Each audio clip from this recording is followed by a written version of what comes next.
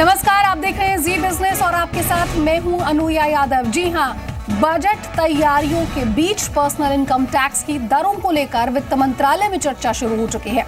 जी media को मिले शुरुआती प्रस्ताव की जानकारी के मुताबिक टैक्स मुक्त आय की सीमा मौजूदा 2.5 लाख से बढ़ाकर 4 लाख रुपए तक करने पर विचार किया जा रहा है। मौजूदा टैक्स स्लैब में 3 की बदले 4 टैक्स रेट लाने पर वित्त मंत्रालय में विचार हो रहा है। सरकार नोटबंदी के बाद रियायतें देकर खपत की भरपाई के विकल्प के तौर पर इस प्रस्ताव पर विचार कर रही है। क्या सरकार के पास लोगों को राहत देने के लिए स्कोप है, और इसी पर चर्चा करेंगे, लेकिन उससे पहले देखिए हमारी ये report. That so much money which was operating as loose cash in the system has today come into the banking system. It has to be accounted for. Where taxes had not been paid, taxes would now be recovered. The taxation levels would be much higher than what is currently being collected. This would also enable the government at some stage to make taxes more reasonable, which applies both to direct and indirect taxes.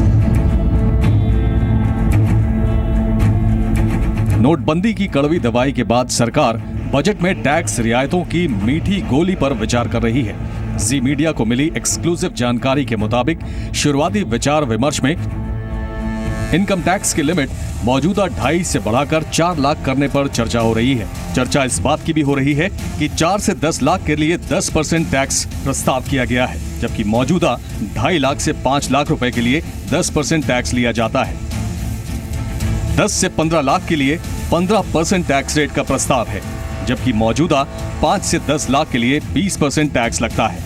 15 से 20 लाख की कमाई पर 20% tax का प्रस्ताव है, जबकि मौजूदा 10 लाख से ज्यादा पर 30% का टैक्स लगता है। 20 लाख से ज्यादा की इनकम है तो उस पर 30% टैक्स का प्रस्ताव दिया गया है, जबकि मौजूदा 10 लाख से ज्यादा इनकम पर 30% टैक्स लिया जाता है। टैक्स की दरों में बदलाव के पीछे कई दलीलें दी जा रही हैं। पहला ये कि नोटबंदी के बाद कई सेक्टर्स में खपत कम होने से कामकाज धीमा हुआ है, जिसकी भरपाई के लिए टैक्स रियायत दी जा सकती है। दूसरी दलील ये भी दी जा रही है कि स्लैब में रियायत से ज्यादा लोग टैक्स दायरे में आएंगे।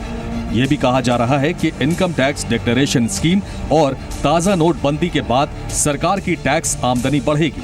ऐसे में सरकार के पास टैक्स रियायतें देने की गुंजाइश पैदा हो सकती है। आप फाइनेंस मिनिस्टर हैं, आपको क्या लगता है कि इस स्थिति से फाइनेंस कैसा रहेगा देश का और जनता का?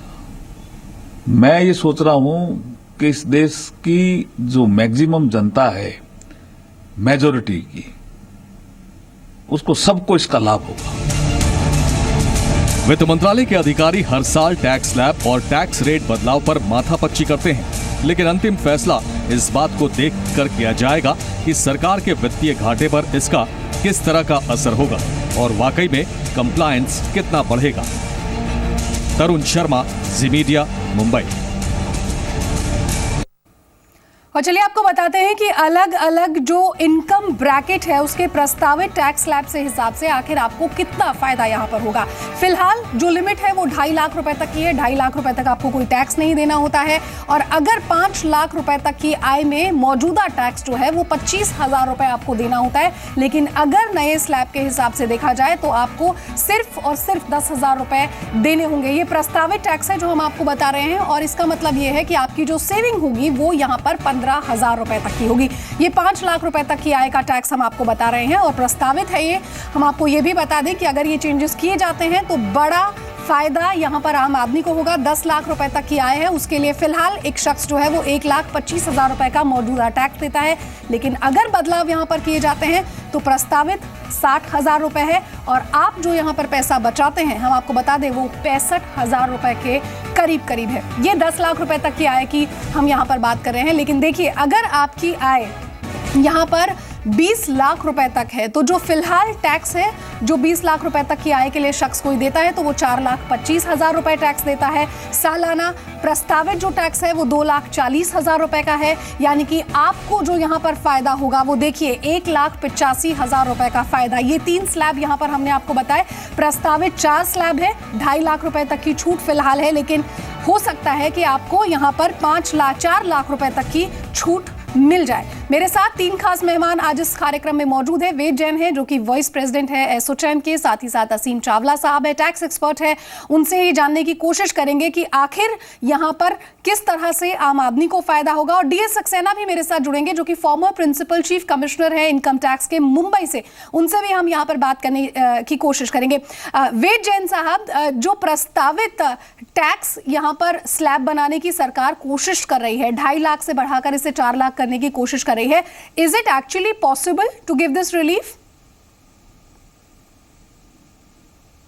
देखिए, सरकार ने जो मुहिम छेड़ी है ब्लैक मनी के अगेंस्ट में, और उससे अगर रेवेन्यू की कलेक्शन होती है तो डेफिनेटली टैक्स के रेट कम होने चाहिए। जो कि टैक्स जो लगाए जाते हैं वो एक्सपेंडिचर को मीट आउट करने के लिए, इंफ्रास्ट्रक्चर डेवलप करने के लिए और सोशल वेलफेयर स्कीम के लिए लगाए जाते हैं। तो पहले सरकार अपना खर्चे का एस्टीमेट बनाती है और उसके बाद वो सरकार टैक्स की कलेक्शन के बारे में सोचती है। क्योंकि जो खर्चे हैं, अगर वो टैक्स की कलेक्शन की बॉयंसी आती है तो डेफिनेटली सरकार को टैक्स रेट कम करने चाहिए। क्योंकि टैक्स रेट कम करने से एक और बेनिफिट जो होता है इनडायरेक्ट, जिसे हम कहते हैं कि उससे कंप्लायंस इंप्रूव करता है। जब कंप्लायंस इंप्रूव करता है तो एक विशेष सर्कल शुरू हो जाता है, कैस्केडिंग इफेक्ट होता है कि ज़्यादा लोग टैक्स देंगे तो ज़्यादा टैक्स आएगा तो टैक्स रेट कम होंगे, टैक्स रेट कम होंगे तो फिर और ज़्यादा लोग टैक्स देंगे तो उससे और इफेक्ट आता है। तो ये इंडस्ट्री की शुरू से डिमांड रही है, शुरू से कहा है कि अगर आप टैक्स रेट कंपिटिटिव कर देंगे तो कंप्लायंस इंप्रूव कर देगा। मेरा कहना है इंडिविजुअल टैक्स रेट के साथ साथ कॉर्पोरेट रेट में भी वित्त मंत्री जी ने वादा किया हुआ है कि वो 30 से 25% पर लेकर आएंगे। और हमारा ऐसा मानना है कि इस बजट में कॉर्पोरेट रेट के अंदर भी रेट के 30 से बढ़कर घटकर 25 आएंगे। और जो आपने स्लैब दिखाए हैं, हमारा ऐसा मानना है कि ये स्लैब तो मिनिमम है जिसमें सरकार को चेंज कर देने चाहिए और बहुत मुश्किल नहीं होना चाहिए। ओवरऑल रेवेन्यू की कलेक्शन बॉयंट रहेगी इस साल में। और जैसा सरकार का आइडिया है, सरकार डिजिटल इकोनॉमी की तरफ बढ़ रही है, सरकार कैशलेस इकोनॉमी की तरफ बढ़ रही है, तो जिससे ज्यादा से ज्यादा ट्रांजैक्शन रिपोर्ट होंगी तो टैक्स रेट कम होने चाहिए। तो क्या वेद जैन साहब, आने वाले दिनों में पॉसिबल है कि 4 लाख की जिस लिमिट की हम बात यहाँ पर कर रहे हैं वो बढ़कर 5 लाख भी हो सकती है, जैसा कि एसोचैम ने यहाँ पर सिफारिश भी की थी? नहीं, देखिए क्या है कि थ्रेशोल्ड लिमिट तो बढ़ानी ही पड़ेगी। क्योंकि थ्रेशोल्ड लिमिट में क्या है कि हम सब्सिस्टेंस लेवल कहते हैं कि एक परिवार के अंदर जो 5 लाख रुपए की अगर इनकम आती है तो उसे खर्चा चलाना पड़ता है। Income tax in personal taxation हमेशा एबिलिटी टू पे पे लगता है कि आपकी कैपेसिटी क्या है, एबिलिटी क्या है। जितनी आज की डेट में एक परिवार में खर्चा होता है, जो महंगाई की दर है उसको हिसाब में रखा जाए तो ये मान के चलना चाहिए कि हाँ, आज की डेट में 5 लाख रुपए तक की मिनिमम थ्रेशोल्ड लिमिट पर टैक्स नहीं होना चाहिए। इससे आम नागरिक जो 4 करोड़ टैक्स पेयर है उनको भी राहत मिलेगी, उनको एनकरेजमेंट मिलेगा। और ऐसा लगता है कि कभी कभी सरकार ऐसा सोचती है कि अगर हम इसको टैक्स रेट कम कर देंगे, जैसे अभी आप कह रहे थे कि अगर 4 लाख भी करते हैं तो 15,000 रुपए की कंसेशन आती है, तो एक कैलकुलेशन ये भी की जा सकती है कि 4 करोड़ टैक्स पेयर को 15,000 की छूट मिली तो 60,000 करोड़ रुपए की टैक्स कलेक्शन कम हो जाएगी। मेरा ऐसा मानना है कि कलेक्शन कम नहीं होती है, क्योंकि इकोनॉमी बॉयंट होती है तो लोगों की इनकम बढ़ती है। जब लोगों के हाथ में 15,000 रुपए की छूट दी जाएगी तो उनकी परचेजिंग पावर बढ़ेगी, परचेजिंग पावर बढ़ेगी तो उससे वो बाजार में इकोनॉमी को बूस्ट देंगे, इकोनॉमी को बूस्ट देंगे तो लोगों की इनकम बढ़ेगी, इनकम बढ़ेगी तो फिर उससे आपको फिर बढ़ावा मिलेगा टैक्स की कलेक्शन में, और डायरेक्ट और इनडायरेक्ट टैक्स दोनों में बॉयंसी आएगी। तो ये दोनों चीजें बहुत चीज संभव है और ये बोल्ड स्टेप लेने चाहिए। 90s में भी आपने देखा कि हमारे टैक्स रेट पहले बहुत ज्यादा होते थे, जब हमने रेट गिराए हैं तो टैक्स की कलेक्शन बढ़ी है। एक मैं सीधा एग्जाम्पल अगर आप सबको देना चाहूँ कि इस बात से ध्यान लगाया जाइए कि वर्ष 2003-04 में टोटल इनकम टैक्स की कलेक्शन 66 या 67 हजार करोड़ रुपए आती थी। पिछले 12 साल में ये बढ़ के 8.5 लाख करोड़ हो गई है, यानी कि 12 गुना से भी ज़्यादा लगभग 12 वर्ष में हो गई है। तो टैक्स की कलेक्शन, इकोनॉमी की बॉयंसी आई है, प्रॉस्पेरिटी बढ़ी है, लोगों की हमारी जीडीपी बढ़ी है। तो टैक्स रेट कम करने से कभी भी टैक्स की कलेक्शन नहीं गिरती हैं, ये ऐसा मानना है। और ये इंडिया का नहीं, वर्ल्ड ओवर का एग्जांपल है। इंडिया इससे और कम्पिटिटिव बनेगा, वर्ल्ड ओवर कम्पिटिटिव बनेगा। बिल्कुल, ज्यादा कोशिश क्योंकि यहाँ पर, बिल्कुल सर, कोशिश यहाँ पर ये है कि ज्यादा से ज्यादा लोग जो है वो टैक्स यहाँ पर चुकाएं। मेरे साथ असीम चावला साहब भी हैं जो कि टैक्स एक्सपर्ट है। असीम जी, मेरे पास एक डेटा यहाँ पर मौजूद है जिसके बाद महाराष्ट्र और दिल्ली कुल मिलाकर यहाँ पर 53% जो टोटल इनकम टैक्स है वो यहाँ पर देता है। और मैं बताऊं कि करीब करीब 5 करोड़ 17 लाख लोग हैं जो यहाँ पर टैक्स देते हैं। अगर ये स्लैब यहाँ पर बढ़ाया जाता है और जिस तरह से डिमोनेटाइजेशन के बाद बैंकों में बहुत सारा पैसा आया है, आप अगर एस्टिमेट बता सके कि सरकार को करीब करीब यहाँ पर कितना कॉर्पस मिलेगा? देखिए, आपको सबसे पहले ये देखना चाहिए कि जो टैक्स पेयर्स हैं वो किस स्लैब में फॉल करते हैं। About 89 to 90% of tax payers are falling between 0 to 5 lakhs। So आप टैक्स स्लैब अगर बढ़ाते हैं तो डिस्पोजेबल इनकम तो बढ़ जाती है, बट उससे टैक्स कलेक्शन कितना बढ़ेगा इस पे एक सवालिया निशान जरूर है। उसके बनिस्बत अगर आप कॉर्पोरेट टैक्स रेट घट करते हैं तो सिस्टम में शायद और पैसा आ सकता है।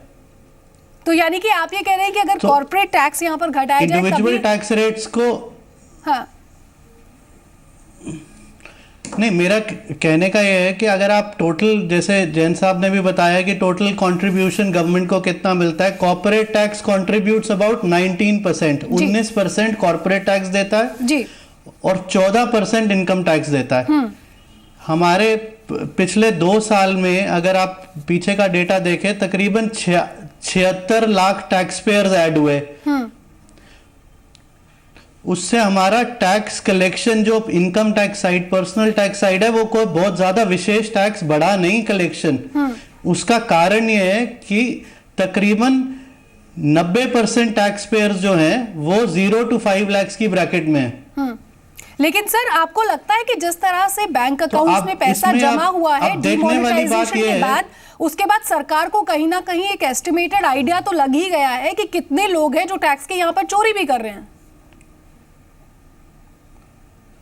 अब उसमें भी मेरे को एक बहुत बड़ा डाउट है, क्योंकि गवर्नमेंट ने अभी कुछ दिन पहले कहा कि हमारे को रीकैलकुलेशंस, काफी सारे स्टैटिस्टिक्स करने पड़ेंगे। क्या ये डबल काउंटिंग के केसेस हैं? आज भी नए मेजर्स लिए गए with regard to deposit of cash कि आप वन टाइम कर सकते हैं। गवर्नमेंट को इस समय क्या ब्रॉड बेस टैक्स बेस करना है या टैक्स रेट्स को मॉडरेट करना है या more disposable income in the hands of common man? ये सारी चीजें कहीं ना कहीं इंटीग्रेटेड हैं, but at the same time each objective, हर एक ऑब्जेक्टिव को आपको एक पहलू में देखना होगा। आप जनधन अकाउंट्स में अगर आप देखें और आप वो माने कि सारे जनधन अकाउंट्स जो खुल रहे हैं और वो टैक्स पेयर हैं, टैक्स पेयर का मतलब ये नहीं है कि मैं टैक्स दे रहा हूं। टैक्स पेयर का मतलब इन टर्म्स ऑफ स्टैटिस्टिक्स है that I am filing my tax return. तो गवर्नमेंट को एक बड़ा क्वालिटेटिव एनालिसिस करना पड़ेगा। ठीक है, डायरेक्ट टैक्सेस कोड में भी आपने कहा था कि हम 10 लाख तक 10% लेंगे, 10 से 25 लाख में 20% टैक्स लेंगे और 25 लाख से ऊपर होगा उस पर 30% टैक्स लेंगे। आप टैक्स पर्सनल टैक्स को आप लोअर करना चाहते हैं ताकि आपका टैक्स बेस वाइडन हो जाए। कॉर्पोरेट टैक्स रेट को भी आप करना चाहिए। बट अब आप ग्लोबली ट्रेंड देखिए जी, ग्लोबल ट्रेंड क्या है? कॉर्पोरेट टैक्स रेट्स को मॉडरेट रखिए, जो फाइनेंस मिनिस्टर साहब ने अनाउंस किया कि हम 30 से 25% की पायदान पे आना चाहते हैं ताकि कॉर्पोरेट ज्यादा कंट्रीब्यूट करें। पर्सनल टैक्स रेट को उस तरह से रखें कि उसमें एक इक्विटी मेंटेन हो जाए। द वन हु जो टैक्स देने की क्षमता रखता है वो टैक्स दे। तो इसीलिए पर्सनल टैक्स रेट को आपको उस तरह से देखना चाहिए। एक सामान्य नागरिक वैसे ही इनडायरेक्ट टैक्स के रूप में इतना सारा टैक्स देता है और जीएसटी आने के बाद तो टैक्स रेट और बढ़ेंगे। बिल्कुल बिल्कुल। मेरे साथ डीएस हॉरिजॉन्टल इक्विटी कैसे देखेंगे? मेरे साथ डीएस सक्सेना साहब भी है जो कि फॉर्मर प्रिंसिपल है सीसीआईटी के, अभी अभी हमारे साथ जुड़े हैं। सर, बहुत बहुत स्वागत है आपका। सर, आप क्यों क्या कुछ कहना चाहेंगे यहाँ पर? क्या आपको लगता है कि ये पॉसिबल है कि जो 2.5 लाख तक नील टैक्स होता है उसके बाद अब इस लिमिट को हो सकता है कि जो प्रपोज्ड है वो 4 लाख रुपए तक पहुंच सकता है? Do you think it is possible, feasible? हाँ, इट्स फीजिबल, क्योंकि अगर आप देखिए तो हर साल इन्फ्लेशन जो है वो करीब 10% होता है और पिछले कई सालों से जो है वो टैक्स, ये जो फ्लोर है टैक्स का 2.5 लाख, ये बढ़ाया नहीं गया है। तो इसको जो है अगर हम रिवाइज करेंगे तो मतलब कोई बहुत बड़ी चीज नहीं है, क्योंकि it only takes the inflation into account. Ved Jain साहब, सरकार तो ये जी माफ कीजिएगा सर, आप अपनी बात पूरी कर सकते हैं।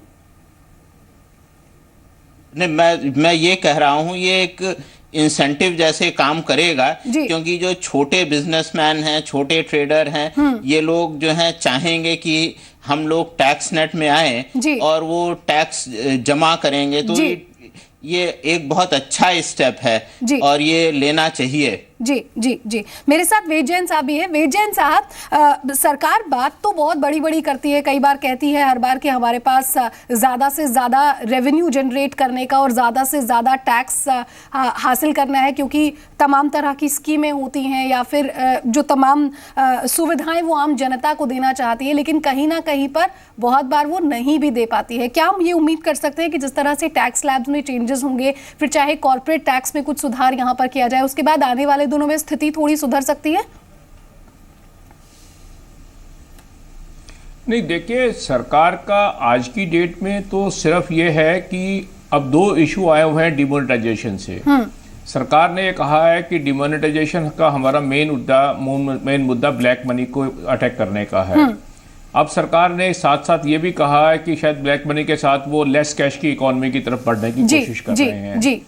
अब क्योंकि क्या हुआ है कि डिमोनेटाइजेशन से कहीं ना कहीं ये तो मान के चलना पड़ेगा कि इकोनॉमी अफेक्टेड हुई है और कुछ ट्रेड और बिजनेस को भी अफेक्टेड आया है। ये सभी इकोनॉमिस्ट का ऑल ओवर से, इंडिया से और हर जगह से ये परसेप्शन है कि डिमोनेटाइजेशन से थोड़ा बिजनेस पे इफेक्ट पड़ा है। अब इससे इफेक्ट पड़ने से ये भी लग रहा है कि सरकार की टैक्स में कलेक्शन बढ़ेगी और बयानसी बढ़ेगी। तो सरकार अपना तरफ से सोच रही है कि डिमोनेटाइजेशन करने से जो टैक्स की कलेक्शन बढ़ रही है और इकोनॉमी पे जो इनडायरेक्टली इफेक्ट आया है उसको कवर अप करने के लिए जरूरी है कि बिजनेस को इंसेंटिवाइज किया जाए, बिल्कुल, लोगों की परचेजिंग पावर बढ़ाई जाए। बिल्कुल, इसीलिए सरकार ने ये सोच सकती है कि क्यों इससे टैक्स की जो कलेक्शन बढ़ी है, क्यों ना मैं टैक्स के रेट गिरा के लोगों के हाथ में परचेजिंग पावर बढ़ा दूं, जिससे जो डिमोनेटाइजेशन का इकोनॉमिक इफेक्ट आया है वो न्यूट्रलाइज हो जाए।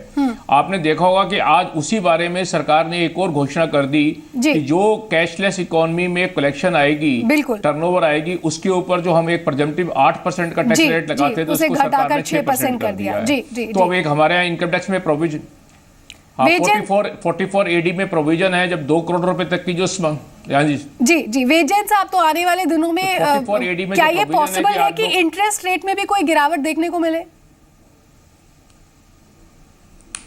नहीं, वो तो स्वाभाविक है और होनी भी चाहिए कि देखिए 14 लाख करोड़ में से, जैसे वित्त मंत्री जी कह रहे थे कि हम सारा पैसा वापस नहीं लाएगा नई करेंसी में, तो उससे स्वाभाविक है कि अगर ये 14 लाख करोड़ बैंक में जमा होता है तो 2 या 3-4 लाख करोड़ बैंक में वापस एक्स्ट्रा डिपॉजिट आएगा और वो पैसा सरकार को लोगों को एडवांस देने में यूटिलाइज करना चाहिए। मीडियम और स्मॉल स्केल लोगों को पैसा फंड अवेलेबल करना चाहिए, जो उनका बिजनेस डिमोनेटाइजेशन जो इफेक्ट हुआ है उसको न्यूट्रलाइज करने के लिए उसको कंसेशनल रेट ऑफ इंटरेस्ट पे एडवांस देना चाहिए, जैसे किसान फार्मर्स को और आर्टिसन को देती है। ऐसे स्मॉल ट्रेडर, बिजनेसमैन, मीडियम वालों को सबको 10 से 15 लाख का एडवांस दे और रेट ऑफ इंटरेस्ट भी 8 से 10% रखे ताकि उनको इंसेंटिवाइज हो।